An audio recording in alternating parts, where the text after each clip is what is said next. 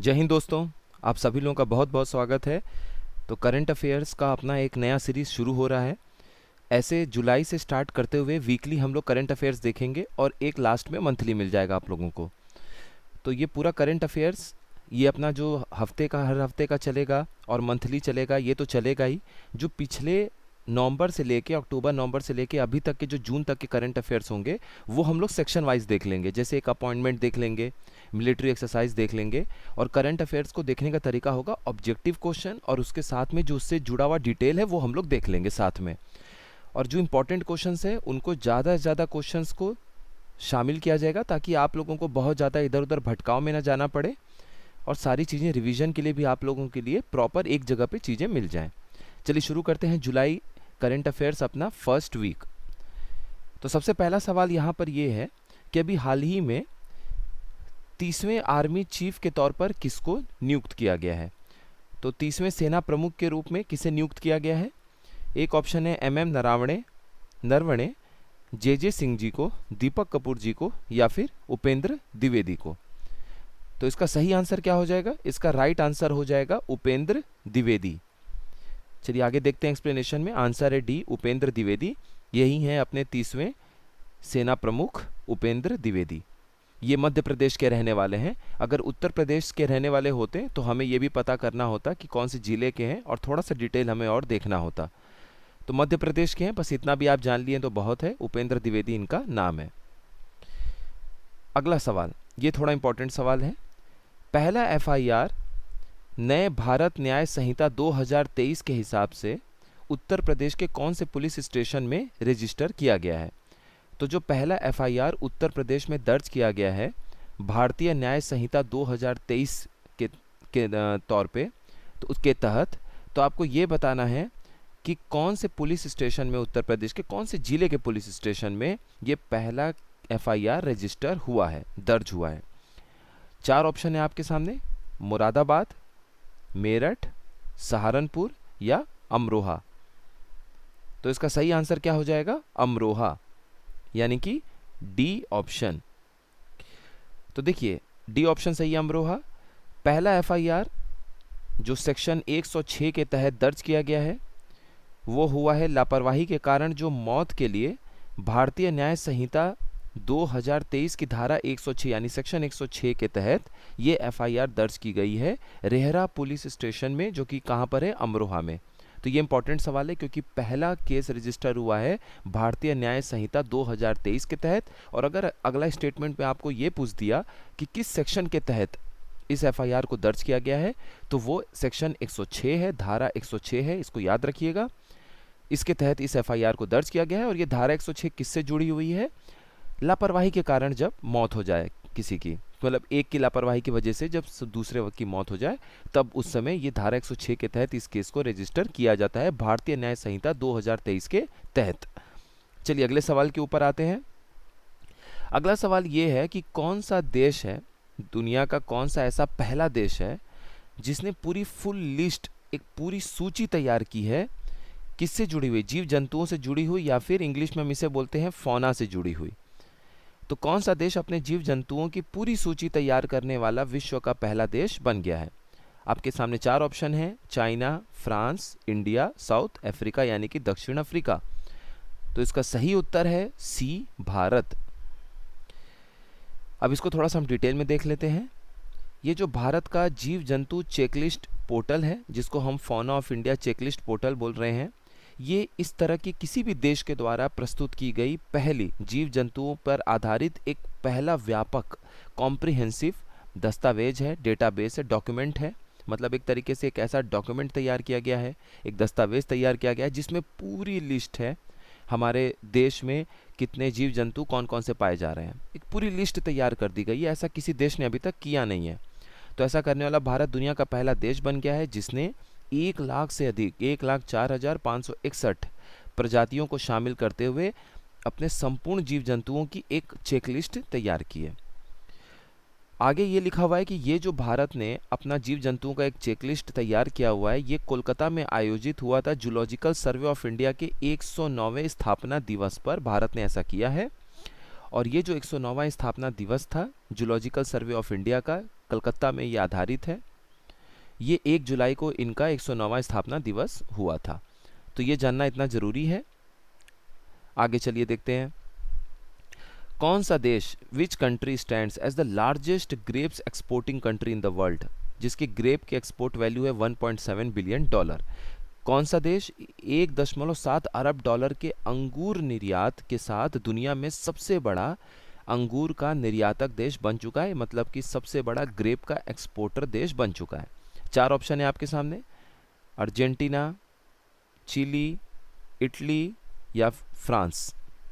तो इसका सही आंसर क्या हो जाएगा? इसका सही उत्तर हो जाएगा चिली, यानी बी ऑप्शन, चिली। एक्सप्लेनेशन देखते हैं। देखिए, इसमें बहुत ज़्यादा एक्सप्लेनेशन की दरकार है नहीं, लेकिन हाँ, इससे जुड़ा हुआ एक सवाल, तांबे से जुड़ा हुआ एक सवाल हमेशा ज्योग्राफी के क्वेश्चन में कहीं ना कहीं आपको देखने को मिलता है। तो ये याद रखिएगा कि ये हाल ही में एक कई सारी रिपोर्ट के आधार पे ये बताया जा रहा है कि चिली जो है वो विश्व में तांबे का सबसे बड़ा उत्पादक देश है, यानी चिली जो है वो वर्ल्ड का लार्जेस्ट प्रोड्यूसर है कॉपर का। अगला सवाल देखते हैं। अभी हाल ही में किस देश ने कोलंबो प्रोसेस की जो मीटिंग हुई थी जिनेवा में, उसको चेयर किया है? यानी हाल ही में किस देश ने जिनेवा में कोलंबो प्रक्रिया बैठक की अध्यक्षता की है? तो अभी कोलंबो प्रक्रिया यानी कोलंबो प्रोसेस की जो बैठक हुई थी उसकी अध्यक्षता किस देश ने की है? आपके सामने 4 ऑप्शन हैं, चीन, श्रीलंका, भारत और जापान। तो इसकी अध्यक्षता जिसने की है उसका नाम, उस देश का नाम है भारत। इंडिया ने इसकी अध्यक्षता की है। सॉल्यूशन देख लेते हैं।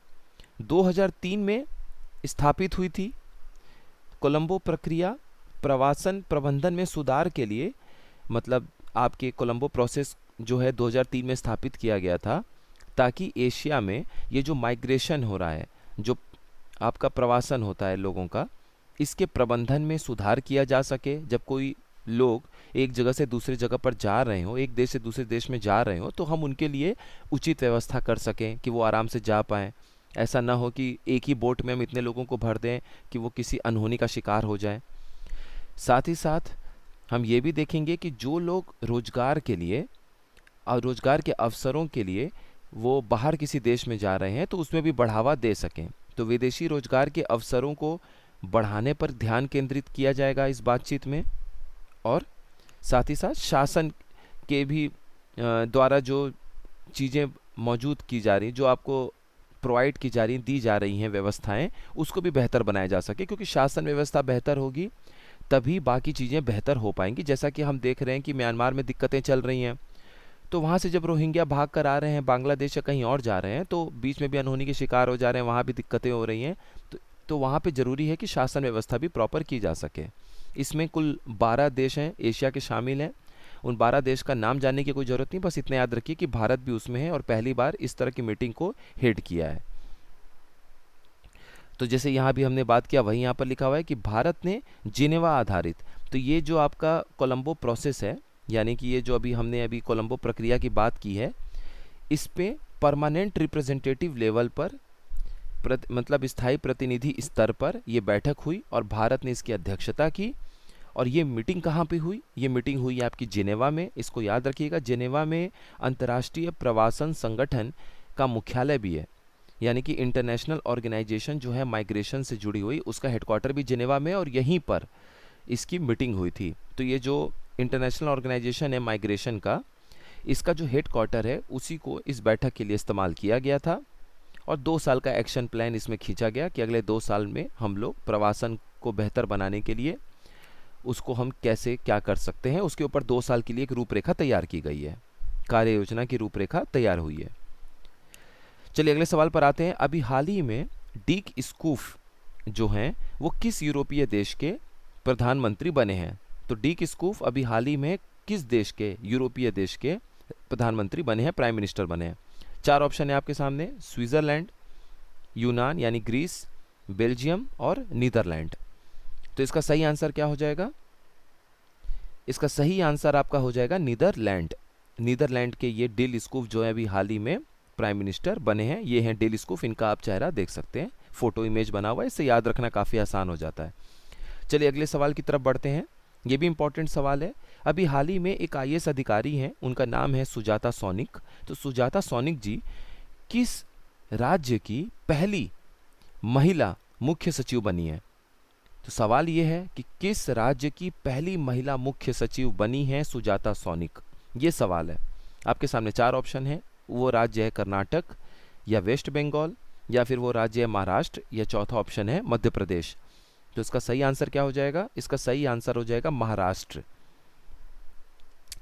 तो महाराष्ट्र की सुजाता सौनिक को आप देख सकते हैं, ये उनका इमेज है। सुजाता सौनिक को महाराष्ट्र की पहली महिला मुख्य सचिव के तौर पर नियुक्त किया गया है। अगले सवाल पे बढ़ते हैं। अभी हाल ही में एक एक्सरसाइज हुआ, मिलिट्री एक्सरसाइज हुआ नोमैडिक एलिफेंट के नाम से। तो इस सवाल यही है कि भारत और कौन सा दूसरा देश शामिल था एक्सरसाइज नोमैडिक एलिफेंट में, जो अभी हाल ही में स्टार्ट हुआ है। आपके सामने 4 ऑप्शन है, उज्बेकिस्तान, सिंगापुर, मंगोलिया और साउथ कोरिया। तो इसका सही आंसर क्या हो जाएगा? इसका सही आंसर हो जाएगा सी, मंगोलिया। तो देखिए, अभी हाल ही में भारत और मंगोलिया के बीच में संयुक्त सैन्य अभ्यास, जॉइंट मिलिट्री एक्सरसाइज शुरू हुआ है, जिसका नाम है नोमैडिक एलिफेंट। और ये आपका शुरू हुआ है, फॉरेन ट्रेनिंग नोड है उमराव। उमराव जो है मेघालय में है। तो चूंकि ये मिलिट्री एक्सरसाइज जो है, सैन्य अभ्यास भारत में हुआ है, तो कभी कभी वो लोकेशन भी आपसे जान लेते हैं, अगर हाल फिलहाल में करंट अफेयर्स के सवाल ये बने हैं। तो आने वाले जो भी एग्ज़ाम है अगस्त से दिसंबर के बीच में, उनके लिए जुलाई का करंट अफेयर्स इंपॉर्टेंट है, इसलिए इस सैन्य अभ्यास का लोकेशन जानना भी हमारे लिए ज़रूरी है। चलिए अगले सवाल पे बढ़ते हैं। देखिए, यही वो इमेज है भारत और मंगोलिया के बीच में। देखिए पीछे क्या लिखा हुआ है, इस इमेज से हम क्या समझेंगे? देखिए, ये नोमैडिक एलिफेंट लिखा हुआ है। नोमैडिक एलिफेंट के पीछे लिखा है भारत और मंगोलिया का joint exercise, India Mongolia joint exercise. तो इससे आपको दिमाग में याद आ जाएगा कि नोमैडिक एलिफेंट जो है वो इंडिया और मंगोलिया के जॉइंट एक्सरसाइज है। अगला क्वेश्चन, कौन सा ऐसा संगठन है या मंत्रालय है जिसने हाल ही में एक स्कीम को या एक इनिशिएटिव को लॉन्च किया जिसका नाम है संपूर्णता अभियान? तो हाल ही में किस संगठन या मंत्रालय ने स्वास्थ्य, पोषण, कृषि, सामाजिक विकास और शिक्षा जैसे विषयों पर ध्यान केंद्रित करने के लिए संपूर्णता अभियान की शुरुआत की है? ये हमें बताना है। हमारे सामने 4 ऑप्शन है। वो मिनिस्ट्री ऑफ पंचायती राज है, पंचायती राज मंत्रालय ने शुरू किया है, नीति आयोग ने शुरू किया है, महिला एवं बाल विकास मंत्रालय ने शुरू किया है, या फिर भारतीय खाद्य निगम फूड कॉरपोरेशन ऑफ इंडिया ने शुरू किया है। हमारे सामने 4 ऑप्शन है। तो ये जो इनिशिएटिव है, ये जो शुरुआत है, ये संपूर्णता अभियान, इस अभियान की शुरुआत किसने की है? इसकी शुरुआत की है नीति आयोग ने, किसी मंत्रालय ने शुरू नहीं किया है। तो देखिए, थोड़ा सा इसको ध्यान से और देख लेते हैं। नीति आयोग के द्वारा संपूर्णता अभियान की शुरुआत की गई है। अब नीति आयोग है तो एस्पिरेशनल डिस्ट्रिक्ट और जो एस्पिरेशनल ब्लॉक है, यानी कि आकांक्षी ब्लॉक और आकांक्षी जिलों में 12 ऐसे प्रमुख सामाजिक क्षेत्र के संकेतक हैं, सोशल इंडिकेटर्स हैं, जिनको पूरा करने के लिए नीति आयोग ने यह कदम उठाया है। अब यहाँ पर देखिए 2 आंकड़ा आपके पास और लिखा हुआ है कि 500 एस्पिरेशनल ब्लॉक में, यानी कि 500 आकांक्षी ब्लॉक और 112 एस्पिरेशनल डिस्ट्रिक्ट, यानी कि 112 आकांक्षी जिलों में इसकी शुरुआत की गई है। तो आपके सामने ये भी आ गया कि कितने आकांक्षी जिले हैं और कितने आकांक्षी ब्लॉक हैं, ये पता चल गया। दूसरी चीज़, ये 3 महीने का अभियान है जो अभी 4 जुलाई से शुरू किया गया है और ये 30 सितंबर तक जाएगा, जिसमें फोकस किस बात पे रहेगा? स्वास्थ्य, उसके बाद आपका रहेगा शिक्षा, उसके बाद रहेगा सामाजिक विकास और न्यूट्रिशन यानी कि पोषण, इनके ऊपर फोकस रहेगा। चलिए अगले सवाल पर आते हैं। What is the name of the recently developed India's first indigenous anti radiation missile? यानी हाल ही में विकसित भारत की पहली स्वदेशी एंटी रेडिएशन मिसाइल का क्या नाम है? आपके सामने 4 ऑप्शन है, अवतार 1, प्रहार 1, संघारम 1 या फिर रुद्रम 1। तो इसका सही आंसर आपका हो जाएगा रुद्रम 1। तो रुद्रम 1 मिसाइल जो है, ये आपका सुखोई जो 30 MKI जो फाइटर जेट्स हैं, उनके अंदर इस मिसाइल को लगाया जाएगा और वहाँ से इसे छोड़ा जाएगा। तो इसकी तैनाती जो होगी वो आपकी सुखोई के 30 MKI लड़ाकू विमानों में होगी। ये सुखोई का प्लेन है पीछे जो आप देख सकते हैं, उसका कुछ दृश्य है, और ये है अपनी रुद्रम 1। चलिए अब अगले क्वेश्चन पर आते हैं। अभी हाल ही में किन्हें पहला के सरस्वती अम्मा अवार्ड से सम्मानित किया गया है? तो हाल ही में प्रथम के सरस्वती अम्मा पुरस्कार से किसे सम्मानित किया गया है? आपके सामने 4 ऑप्शन हैं, अरुंधति रॉय जी को, अराविंद अडिगा जी को, पी गीता जी को या झुम्पा लहरी जी को? तो इसका सही आंसर हो जाएगा सी, पी गीता जी को। नारीवादी साहित्य यानी कि जो फेमिनिस्ट लिटरेचर और स्टडीज़ हैं, अध्ययन है, उनकी एक महत्वपूर्ण मान्यता में लेखिका, आलोचक और नारीवादी कार्यकर्ता यानी कि फेमिनिस्ट एक्टिविस्ट रह चुकी हैं पी गीता। इन्हीं को पहला के सरस्वती अम्मा सम्मान से सम्मानित किया गया है। तो ये पहला है अवार्ड है, ये के सरस्वती अम्मा अवार्ड इस बार से दिया जा रहा है। तो इनके जो पहले विजेता हैं इनका नाम जानना भी हमारे लिए ज़रूरी है, और ये पी गीता जी का फ़ोटो आप लोग देख सकते हैं। चलिए अगले सवाल पर आते हैं। अभी हाल ही में भारत के किस शहर में ग्लोबल इंडिया एआई समिट का आयोजन किया गया है 3 से 4 जुलाई को? तो हाल ही में भारत ने किस शहर में 3 से 4 जुलाई को ग्लोबल इंडिया एआई समिट की मेजबानी की है? 4 ऑप्शन है, मुंबई में, बेंगलुरु में, नई दिल्ली में या फिर लखनऊ में। तो इसका सही आंसर क्या हो जाएगा? सी, नई दिल्ली।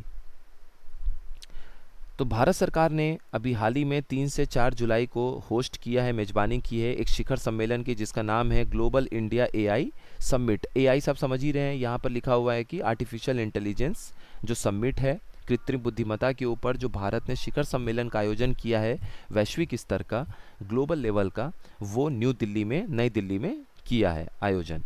ये ग्लोबल इंडिया एआई समिट, देखिए ये उनका फ़ोटो था लोगो जैसा, तो उसमें ये बना हुआ है ग्लोबल इंडिया एआई समिट 3 से 4 जुलाई के बीच में हुआ भारत मंडपम नई दिल्ली में। ये कभी कभी ये जो फिगर होते हैं, ये जो लोगो होते हैं, इसी से हमें याद रह जाता है न्यूज़। अगला सवाल, हाल ही में किस दिन हमने जीएसटी दिवस मनाया था? क्योंकि उस दिन जीएसटी जो है वो देश में पूरे लागू की गई थी। तो जीएसटी के कार्यान्वयन की तारीख के उपलक्ष्य में भारत में जीएसटी दिवस किस तारीख को मनाया जाता है? आपके सामने 4 ऑप्शन है, 1 जुलाई को, 2 जुलाई को, 3 जुलाई को या 4 जुलाई को। तो इसका सही आंसर हो जाएगा ए ऑप्शन, यानी कि 1 जुलाई को। अब जीएसटी के ऊपर हम वो सारी डिटेल देख लेते हैं जहाँ से जो भी प्रश्न बनेगा वो आपका बिल्कुल ठीक हो जाए। तो पहला इसमें इंपॉर्टेंट फैक्ट देखते हैं। देखिए, वो पहला देश जिसने जीएसटी को लागू किया था उसका नाम है फ्रांस। एक पॉइंट ये बना। दूसरा पॉइंट, भारत में जो जीएसटी मॉडल लागू है, भारत ने जो अपने जीएसटी मॉडल को अपनाया, वो कौन से देश के जीएसटी मॉडल से लिया गया है? वो फ्रांस से लिया गया है? नहीं, फ्रांस पहला देश जरूर है जिसने जीएसटी को लागू किया है, लेकिन अपने देश का, भारत का जो जीएसटी मॉडल है वो कनाडा के मॉडल से लिया गया है। तीसरा पॉइंट, ये जीएसटी जो हमने लागू किया है ये विजय केलकर समिति की सिफारिशों के आधार पर हमने इसे लागू किया है। चौथा पॉइंट, वो कौन सा पहला राज्य है जिसने जीएसटी को लागू किया था? इसका सही आंसर हो जाएगा आसाम। तो 4 पॉइंट हमें समझ में आ गया, तुरंत रिवाइज कर लेते हैं। फ्रांस दुनिया का पहला ऐसा देश है जिसने जीएसटी को लागू किया था। भारत का जो जीएसटी मॉडल है वो कनाडा के जीएसटी मॉडल पर आधारित है। जीएसटी अपने देश में जो लागू किया गया था वो विजय केलकर समिति की सिफारिशों के आधार पर लागू किया गया था। और चौथा पॉइंट, आसाम वो पहला राज्य अपने देश का जिसने जीएसटी को लागू किया था। कुछ और पॉइंट भी हम देख लेते हैं जो संविधान से जुड़े हुए पॉइंट हैं। अनुच्छेद 279 ए, आर्टिकल 279 ए के अनुसार, आर्टिकल 279 कहता है कि जीएसटी काउंसिल आपको 2 महीने के अंदर बुलानी पड़ेगी जब ये आर्टिकल लागू होगा। तो जीएसटी काउंसिल, आप इतना समझ लीजिए कि जो जीएसटी काउंसिल है, जो आज हम जीएसटी काउंसिल की बैठकों के बारे में सुनते आते हैं, तो ये जीएसटी काउंसिल राष्ट्रपति जब बुलाते हैं तो जीएसटी काउंसिल जो है वो संविधान के अनुच्छेद 279 ए के तहत इसको बनाया गया है। तो ये एक संवैधानिक बॉडी है जीएसटी काउंसिल, इस बात को ध्यान रखिएगा। और कौन सा अनुच्छेद इसको गवर्न करता है? आर्टिकल 279 ए, यानी अनुच्छेद 279 ए। अगला पॉइंट, जीएसटी को कब लागू किया गया था? इसको लागू किया था 1 जुलाई 2017 में। जीएसटी काउंसिल में 1300 से सामानों से ऊपर अधिक वस्तुओं, 1300 से अधिक वस्तुओं और 500 सेवाओं की जीएसटी के तहत 4 स्लैब में इसको फिट किया गया है। 5%, 12%, 18% और 28%। और लास्ट पॉइंट जो बहुत इंपॉर्टेंट है, जीएसटी को इंट्रोड्यूस किया गया था 101वें संवैधानिक संशोधन अधिनियम 2016 के तहत, यानी 101st कॉन्स्टिट्यूशनल अमेंडमेंट एक्ट 2016 के तहत, और इसे लागू करने के पहले जो बिल लाया गया था वो था आपका 122वां संवैधानिक संशोधन विधेयक, यानी 122nd कॉन्स्टिट्यूशनल अमेंडमेंट बिल। इतना आपको जीएसटी के तहत चीज़ें पता होनी चाहिए, इससे अधिक बहुत ज़्यादा हो जाएगा, इतना आप लोगों के लिए काफ़ी है, एग्ज़ाम के लिए इतना काफ़ी है। अगले सवाल पर आते हैं। एक और सैनिक अभ्यास है जिसका नाम है मैत्री, वो हाल ही में भारत और किस अन्य देश के बीच में कराया गया है, आयोजित कराया गया है। तो सवाल यह है कि हाल ही में भारत और किस देश के बीच में मैत्री नामक सैन्य अभ्यास आयोजित किया गया। आपके सामने 4 ऑप्शन हैं, सिंगापुर, इंडोनेशिया, थाईलैंड या मलेशिया। तो इसका सही आंसर हो जाएगा थाईलैंड, सी थाईलैंड। देखिए, ये जो एक्सरसाइज है, यह जो अभ्यास है वो 1 से 15 जुलाई 2024 तक थाईलैंड के ताक प्रांत में वहाँ पर आयोजित किया गया। तो अब ये भारत में आयोजित नहीं हुआ है, तो इसलिए अगर आपको ये नहीं भी याद है तो कोई दिक्कत नहीं है। किस देश के साथ मैत्री अभ्यास किया गया है ये आपको पता होना चाहिए। इसी अभ्यास का अंतिम संस्करण 2019 में उमरोई मेघालय में आयोजित किया गया था। तो अभी हम लोगों ने ऊपर जो सैन्य अभ्यास पढ़ा उमरोई मेघालय में, वो यहाँ पर 2019 में थाईलैंड और भारत के बीच में मैत्री अभ्यास, सैन्य अभ्यास वहाँ पर आयोजित किया गया था। तो ये 5 साल के बाद सैन्य अभ्यास आयोजित किया जा रहा है, तो इसके बारे में आपको पता होना चाहिए, बहुत इंपॉर्टेंट एक्सरसाइज है ये। अब हम इमेज से देख लेते हैं कि यहाँ से भी हमें कुछ आइडिया मिल जाता है क्या। देखिए, ये है इमेज, ये आप देख सकते हैं एक्सरसाइज मैत्री, भारत और थाईलैंड के बीच में ये जॉइंट एक्सरसाइज किया गया है। ये भारत और थाईलैंड की साथ में सेना साथ में फ़ोटो खिंचवाई हुई है, तो ये इमेज से आपको चीज़ें याद हो जाएंगी। अगले सवाल पर आते हैं। भारत उन 25 देशों में शामिल है जिन्होंने हाल ही में किस देश में आयोजित, अफगानिस्तान पर आयोजित तीसरे संयुक्त राष्ट्र के नेतृत्व वाले सम्मेलन में भाग लिया। यानी India is among the 25 countries which participated in the 3rd United Nation led conference on Afghanistan, जो भी हाल ही में आयोजित हुआ है।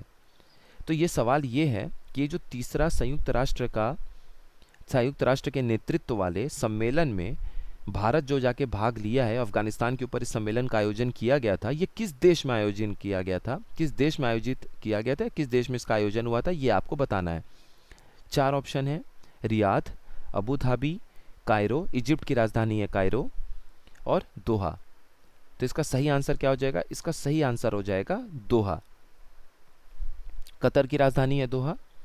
तो भारत दोहा में आयोजित अफगानिस्तान पर संयुक्त राष्ट्र के नेतृत्व वाले तीसरे सम्मेलन में भाग लेने वाले 25 देशों में एक देश भारत भी शामिल था, इतना पता होना चाहिए। अगले सवाल पर आते हैं। अभी हाल ही में किस देश को 10वें मेंबर के रूप में, 10वें सदस्य के रूप में शंघाई सहयोग संगठन यानी कि शंघाई कोऑपरेशन ऑर्गेनाइजेशन में शामिल किया गया है। आपके सामने 4 ऑप्शन हैं, रोमानिया, बुल्गारिया, फिनलैंड और बेलारूस। तो इसका सही आंसर क्या हो जाएगा, इसका सही आंसर हो जाएगा बेलारूस। हाल ही में 24वें एससीओ शिखर सम्मेलन में, जो कि आपका कहाँ पर आयोजन किया गया है, कजाकिस्तान में आयोजित किया गया है। कजाकिस्तान की राजधानी अस्ताना में, पहले नूर सुल्तान था, पहले इसकी देखिए राजधानी थी अस्ताना, उसके बाद बदल के कुछ समय के लिए नूर सुल्तान हो गई थी, अब बदल के वापस से अस्ताना कर दिया गया है।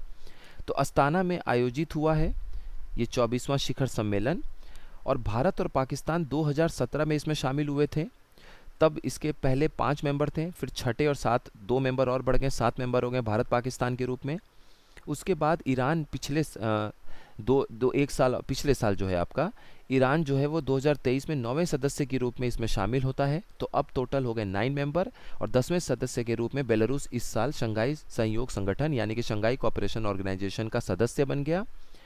2024 में ये आयोजन किया गया था और ये 24वां था, तो 2024 है, तो 24 याद रखिएगा कि ये एससीओ समिट था। इसकी उत्पत्ति के बारे में, अगर ओरिजिन के बारे में हम बात करें, तो एससीओ की उत्पत्ति 1996 में गठित शंघाई 5 यानी शंघाई 5 बना था 1996, वहाँ से इसकी शुरुआत हुई थी। तब इसमें चाइना, रशिया, कजाकिस्तान, किर्गिस्तान और ताजिकिस्तान थे। इसको बनाने का उद्देश्य क्या था, 1991 में यूएसएसआर टूटा। यूएसएसआर के टूटने के बाद से बहुत सारे आपको मध्य एशियाई देश देखने को मिल रहे हैं, जैसे Kazakhstan, Uzbekistan, Kyrgyzstan, Kazakhstan. China का जो बॉर्डर है वहाँ पर ईस्ट तुर्किस्तान आंदोलन अभी भी जारी है, जहां से चाइना मानता है कि जो उइघुर मुस्लिम उसके शिनजियांग प्रांत में रहते हैं, वहां पे ये आतंकी गतिविधि संचालित होती है।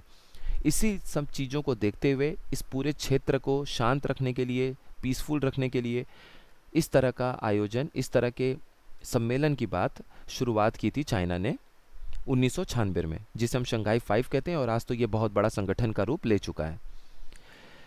और ये हमारा लास्ट क्वेश्चन है। अभी हाल ही में कीर स्टारमर जो है वो कौन से देश के प्रधानमंत्री नियुक्त हुए हैं, प्रधानमंत्री चुने गए हैं? आपके सामने 4 ऑप्शन है, स्पेन, इटली, यूके यानी यूनाइटेड किंगडम, और चौथा ऑप्शन है बेल्जियम। तो इसका सही आंसर क्या हो जाएगा? इसका सही आंसर हो जाएगा यूनाइटेड किंगडम। तो लेबर पार्टी हाल ही में ब्रिटेन में हुए चुनाव में लेबर पार्टी ने 650 में से 410 सीटें जीतकर भारी बहुमत हासिल किया है। उन्होंने कंजर्वेटिव पार्टी के नेता ऋषि सुनाक को हराया। तो ऋषि सुनाक जो भारतीय मूल के वहाँ के प्रधानमंत्री भी थे यूके के, तो ये कंजर्वेटिव पार्टी के आते हैं। और नए जो आपके सामने प्रधानमंत्री हैं वहाँ के ब्रिटेन के, ठीक है, ये लेबर पार्टी से आते हैं। तो कीर स्टारमर को याद रखिएगा, कीर स्टारमर इंपॉर्टेंट नेता हैं, ये लेबर पार्टी से आते हैं। इनकी पार्टी बहुत बड़े अंतर से वहाँ पर जीत दर्ज की है। तो ये अपने पहले हफ्ते का करंट अफेयर पूरा होता है। जो भी इसमें से 1-2 पॉइंट और होंगे वो सेकेंड वीक के साथ में जोड़ लिए जाएंगे। तो 17 क्वेश्चन के साथ आज अपना पहला ये कंप्लीट होता है वीक 1। आप लोगों के जो भी सुझाव हो, कैसा लगा, इसमें और क्या बेहतर हम कर सकते हैं, आप लोगों के लिए क्या किया जा सकता है, अपने सुझाव ज़रूर लिखिएगा कमेंट बॉक्स में। और अगर आपको ये पसंद नहीं आया, इसमें कुछ और भी बेहतर चीज़ जाननी हो, सुधार करनी हो, तो हर तरीके का आपका कमेंट वेलकम है। तो नेक्स्ट वीक में हम लोग फिर से जुलाई सेकेंड वीक के साथ मिलेंगे। और जो पुराने करंट अफेयर है उसकी भी चिंता मत करिए, 1 या 2 पार्ट में वो सारे के सारे करंट अफेयर हम लोग अक्टूबर के पीसीएस एग्ज़ाम से 1 महीने 1.5 महीने पहले ही कंप्लीट कर लेंगे। तो हर हालत में नेक्स्ट मंथ होते होते हम लोग काफ़ी कुछ कंप्लीट कर लेंगे करंट अफेयर में। तो आप लोग पढ़ते रहिए, संपादकीय जो है एनालिसिस वो आप लोगों को मिलता रहेगा रेगुलर आधार पे, जो आपके लिए इम्पोर्टेंट है। बस अपनी पढ़ाई जारी रखिए। आप सभी लोगों का बहुत बहुत धन्यवाद।